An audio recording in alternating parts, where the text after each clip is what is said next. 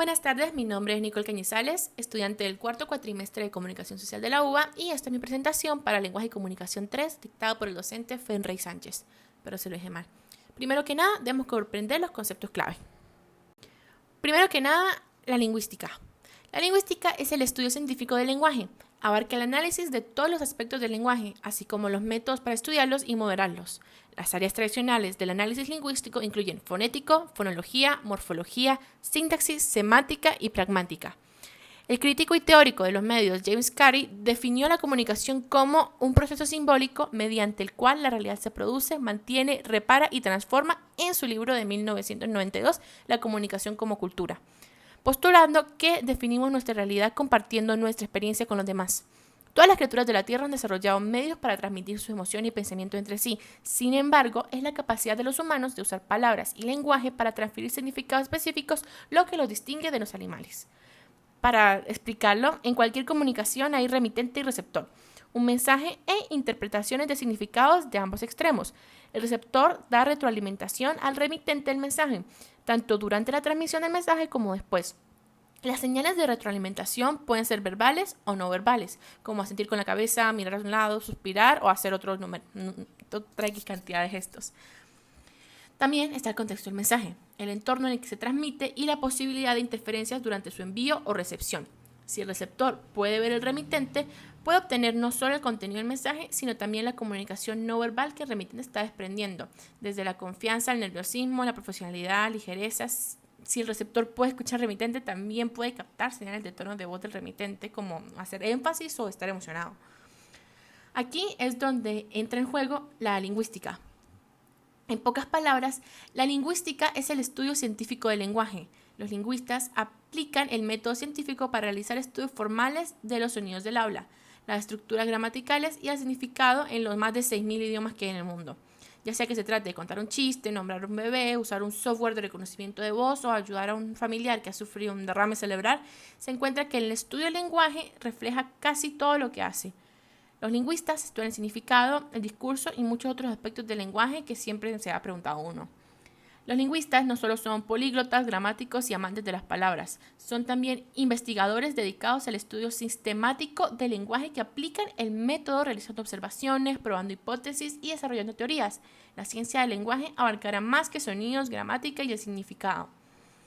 Esto haría de la comunicación lingüística el proceso fundamental por el cual dos personas, como mínimo, comparten una misma información transmitida de emisor y recibida por el receptor a través de un medio canal. Y esta comunicación lingüística es un proceso común que permite transmitir conocimientos, pensamientos, ideas, opiniones, sensaciones, actitudes, deseos, acciones, entre otras diversas experiencias. La historia del idioma castellano comienza con el latín vulgar del Imperio Romano, concretamente con el de la zona central de Hispania, de ahí se le dice hispanohablantes. Tras la caída del Imperio Romano en el siglo V, la influencia del latín culto en la gente común fue disminuyendo poco a poco.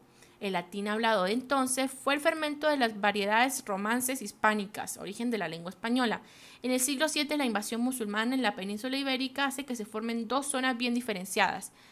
En Glandulus se habla los dialectos romances englobados con el término mozárabe, además de las lenguas de la minoría invasora, que eran árabe y bereber, mientras en la zona en que se forman los reinos cristianos, desde pocos años después del inicio de la dominación musulmana, continúa una evolución divergente, en la que surgen varias modalidades de romances como la catalana, navarro-aragonesa, el castellano, astur-leonesa y la gallego-portuguesa. Se estima que a mediados del siglo XVI el 80% de los españoles hablaba español. En esa época ya habían comenzado el reajuste consonático, lo que significó la reducción del sistema fonémico a pesar, por la pérdida de rasgo de sonoridad, de 6 consonantes sibilantes o solo 2 o 3 según la variedad. La colonización de América, iniciada en el siglo XVI, expandió el español por la mayor parte del continente americano, tomando préstamos que enriquecieron su vocabulario de idiomas nativos como el natur o el quechua, lenguas sobre las que también tuvo un notable impacto. Tras conseguir la independencia, los nuevos estados americanos iniciaron procesos de unificación lingüística que terminaron de extender el idioma español a través de todo el continente, desde California hasta Tierra de Fuego, que es en Argentina. ¿Por qué es importante la lingüística? Bueno, el principal aporte que hace la lingüística es que todos sus estudios forman parte de las ciencias del lenguaje, de las ciencias cognitivas y de las ciencias humanas. La lingüística es la ciencia que estudia el lenguaje y sus fenómenos, entiéndase como lenguaje de facultad del ser humano para crear sistemas y símbolos complejos y fenómenos que son lenguas y las que suceden dentro de ellas, al igual que los fenómenos de cognición, desarrollo del pensamiento, etc. La lingüística, al estudio de las diversas lenguas, puede dar como resultado un mayor conocimiento de este lenguaje. Todos estos estudios teóricos se aprovechan dentro de la lingüística aplicada. Cuando alguien estudia fenómenos como la psicolingüística, la neurolingüística, la adquisición del lenguaje, la fonética articularia, morfología, síntesis semática, se puede utilizar que esto se llama lingüística clínica. Hay que aprovechar todos esos estudios para poder tratar y resolver problemas del lenguaje.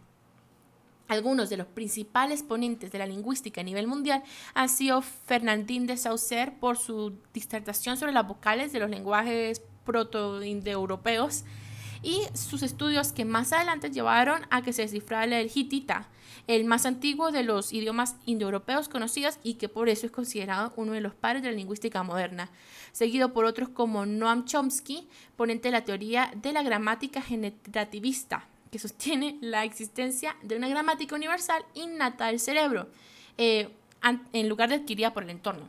Y Roman Jakobson, uno de los primeros en impulsar el análisis estructural del lenguaje con un método que se extendió a otras ciencias sociales y dejó importantes aportes como en el área de la fonética y la fonología. Ahora hablemos de la oración subordinada. Es un tipo de oración compuesta en la que existe una relación de dependencia entre las preposiciones que la forman. Al contrario que ocurre en las coordinadas, en este tipo de oraciones, las preposiciones no son independientes una de las otras, sino que forman parte de una oración completa en su conjunto. En todas subordinadas se distinguen los elementos principal y subordinado. La preposición principal es aquella que contiene el verbo conjugado que rige a todas las demás preposiciones, y la preposición subordinada puede existir una o más, desempeña una función sintáctica en relación con el verbo de la oración principal, como por ejemplo sujeto, complemento directo, complemento del nombre, complemento de circunstancial, etc. Ahora, existen 3 tipos de oraciones subordinadas dependiendo de la función que se lleve a cabo. La proporción subordinada. La proporción subordinada realiza las mismas funciones sintácticas que un sustantivo, pronombre o sintáctima. Ahora, existen 3 tipos de oraciones subordinadas dependiendo de la función que lleva a cabo la proposición subordinada. La proposición subordinada realiza las mismas funciones sintácticas que un sustantivo, pronombre o sintagma nominal. La proposición adjetiva o relativa desempeña las funciones de un adjetivo o sintagma adjetival, mientras que la proposición adverbial lleva a cabo las mismas funciones sintácticas que un adverbio o sintagma adverbial. Y ahora, ¿cómo se realiza un análisis para este tipo de oraciones? Para identificar y analizar sintácticamente una oración compuesta subordinada se deben seguir los siguientes pasos. Primero, localizar el número de verbos. Segundo, encontrar el nexo y tenerlo en cuenta, puesto que a partir de él comienza la preposición subordinada. Señalar la preposición subordinada y decidir el tipo de subordinación, si sustantiva, adjetiva o adverbial. Para ello es recomendable estudiar cada uno de estos tipos de subordinación. Luego, analizar la oración principal como si de una oración simple se tratase, encontrando el sujeto, el predicado y los componentes que puede traer la oración. 5. Analizar la proposición subordinada como si fuese una oración simple. Y finalmente, describir el tipo de oración, así como especificar las características de las preposiciones y relaciones semánticas. Esto ha sido todo por hoy. Agradezco mucho su atención. Fui Nicole Cañizales para la UBA. Gracias.